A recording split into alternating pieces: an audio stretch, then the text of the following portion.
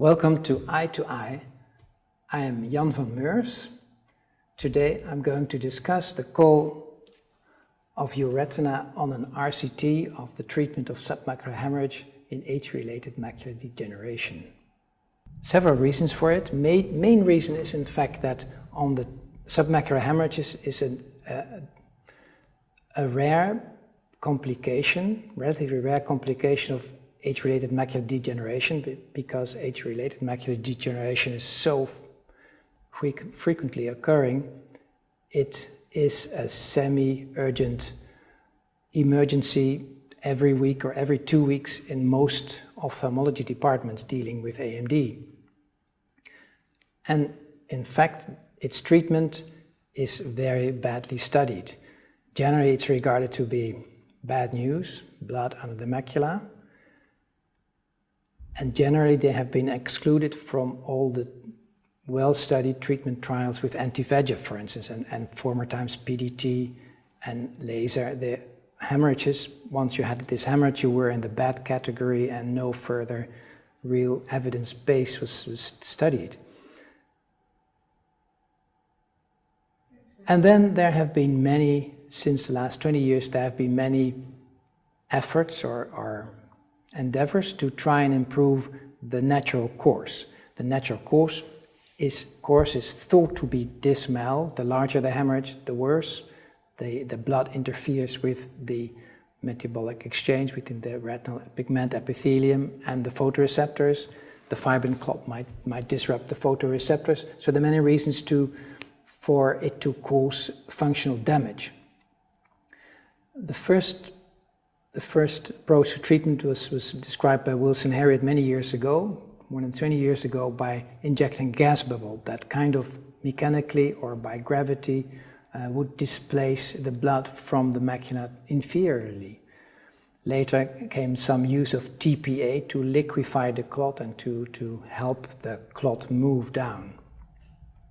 Later, vitrectomy developed better, and it was combined with doing a vitrectomy and fill the eye entirely with gas and inject the TPA, the plasminogen activator, under the retina. Many techniques, also showing that it was not clear which one was the best, were invented. But the last question is, do you need to displace? Does it help against just giving anti-VEGFs? Is not decided at all. And just giving anti-VEGFs is a relative new thought, because originally, as I told before, it was left out of all the treatment trials as being bad news anyway. And that is why EURETINA decided, let us try to organize a really randomized clinical trial, one arm anti-VEGF injections only, the other arm vitrectomy and gas and TPA. And the real reason, well, that is a good reason, and the real reason is that there's so little evidence that in some centers, patients with submacular hemorrhages get no active treatment at all, because there is no evidence. And in other centers, the doctors, the VR surgeons are in the lead, and they say, well, everyone needs vitrectomy. And for neither approach, there's evidence. So that's why we decided that it was worth to try and write out a call. And it's the kind of call EURETINA likes to support, because it will not be sponsored by industry. It's really an investigator-driven kind of subject. And in fact, there was an investigators meeting, potential study participants, to try and sort out the potential problems with the study design. And the major design challenge will be that of all surgical studies. Generally, patients and doctors, particularly VR surgeons, are used to saying, well, in my hands, I would do this. Or the patient would ask, well, I leave the decision to you as a doctor, you are the expert.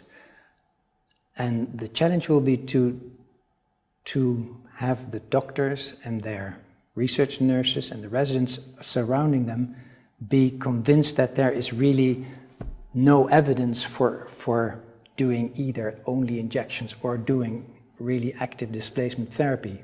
The evidence is not there.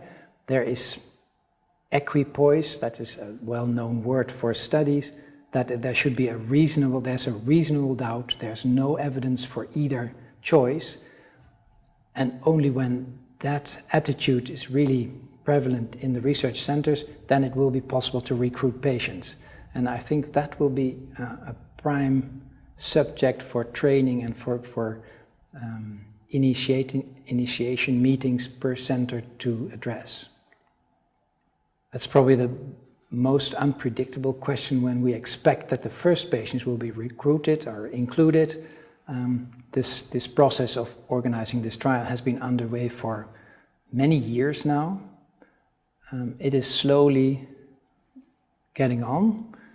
The call is out now, and possibly there will be many replies or protocols sent in. One of the protocols sent in will be judged the best by an independent review committee outside of EURETINA. It runs through a foundation called Fight for Sight. And once the winner has been allocated, has been rewarded, recruitment might start after visit to the potential centers, initiation meetings. So what I expect and what I hope is that within a year the first patients will be included. Thank you for joining us. For more information on this or any related topic, please visit us at the EURETINA site.